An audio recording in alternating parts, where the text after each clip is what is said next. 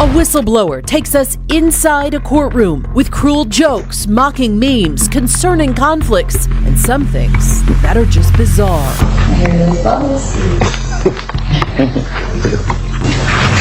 All rise. It's the order we all receive when a judge enters the courtroom. It's to show respect and honor, and it's why we call this investigation dishonorable. Because we're about to show you how people on the other side of the bench were treated in one judge's courtroom and how the system failed to hold her accountable. That judge declined to sit down with ABC 15 Chief Investigator Dave Biskobing, but tonight Dave's got the evidence and a warning. It's very graphic and cruel. They're emails, memes, and jokes. Some racial, homophobic, and obscene. Some so cruel, it's hard to believe they were sent between a judge and her staff. 2017. It all happened inside the Maricopa County Superior Courtroom of Judge Aaron O'Brien Otis. This, of course, is Judge Otis. This is her bailiff, Barbara Chavez, and clerk, Kelly Schaefer. You worked for the clerk's office for how long? A little over 11 years. How much of that was in Aaron Otis's courtroom? Almost my last 2 years. Schaefer was an experienced clerk. She worked the Jodi Arias murder trial, and she was transferred to Otis's courtroom because the judge would be taking on death penalty cases for the first time. Had a pretty smooth career until you hit her courtroom.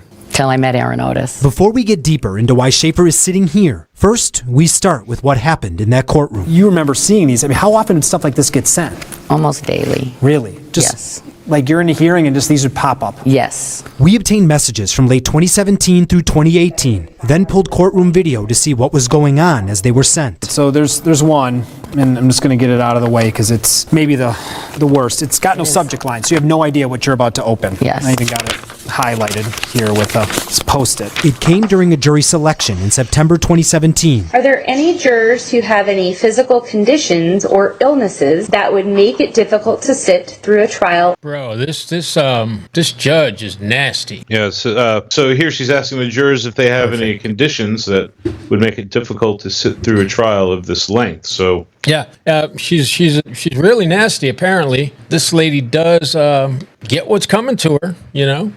But I'm still unclear exactly why she's so nasty. What does she do that's so bad? Well, I don't want to tell you. You got to wait and see, brother. Yeah. All right. Yeah. Can't wait. Let's go. The suspense is killing me. Trial of this length. We're changing the voice of the woman you're about to hear. My condition is embarrassing. I don't know what kind of... Okay, you want to talk in private? Okay. In the cleared out courtroom, the juror says she has a medical condition that gives her uncontrollable periods. I appreciate you bringing that to our attention. I don't want to put you in a situation where you're going to feel uncomfortable or anything like that. Otis's bailiff emails this photo almost immediately after the juror leaves. We blurred the word at the bottom. It's the F word. What do you think the public would think if they knew this was happening in cases as big as they're handling? I would hope they would be disgusted by it. By big cases, then you must impose the death penalty. we mean murders and death penalty trials, like the State v. John Allen. He's one of multiple family members convicted of first-degree murder after they put 10-year-old Amy Deal in a footlocker. He had the only key. And at this moment in trial, the bailiff emails a pair of photos to Otis,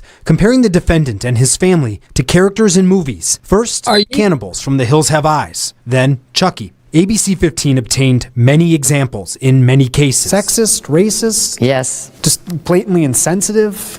Absolutely. You name it. To be clear, Bailiff Barbara Chavez initiated many of the mocking emails.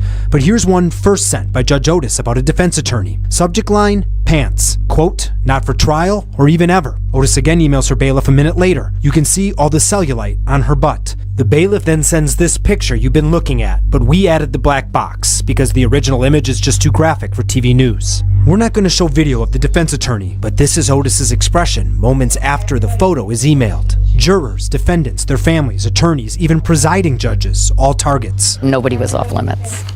And Aaron Otis would even say, because at one point they took these memes, they printed them out, So let me get this straight.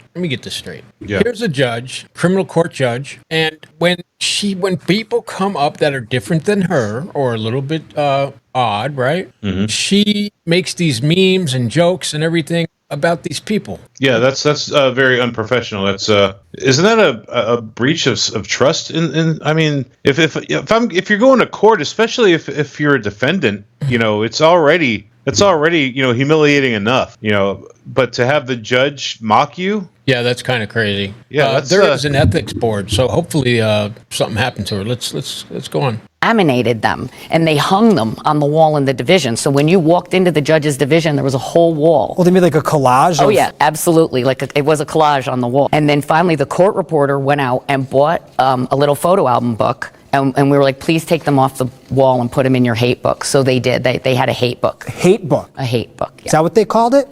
That's what I called it. Okay. But I mean... What else can you call it? I don't know. In a lengthy statement, Otis absolutely refuted the claims about an album of memes and emails. And as for Schaefer, why didn't she just ask for a transfer? They said if I wanted to leave, they were going to tell her it was at my request. I was afraid of her. I had a great career there. In early 2019, after almost 2 years, Schaefer finally spilled everything to her bosses in writing. It forced the clerk's office to file a complaint with the Arizona Commission on Judicial Conduct, which oversees and investigates judges. The complaint included info about the same memes and emails, plus other allegations, manipulating judicial performance reviews, inappropriate conversations and interactions with defendants, like clearing a courtroom to throw a birthday party for the son of a 6-time convicted felon before sentencing him. The party had cupcakes and bubbles.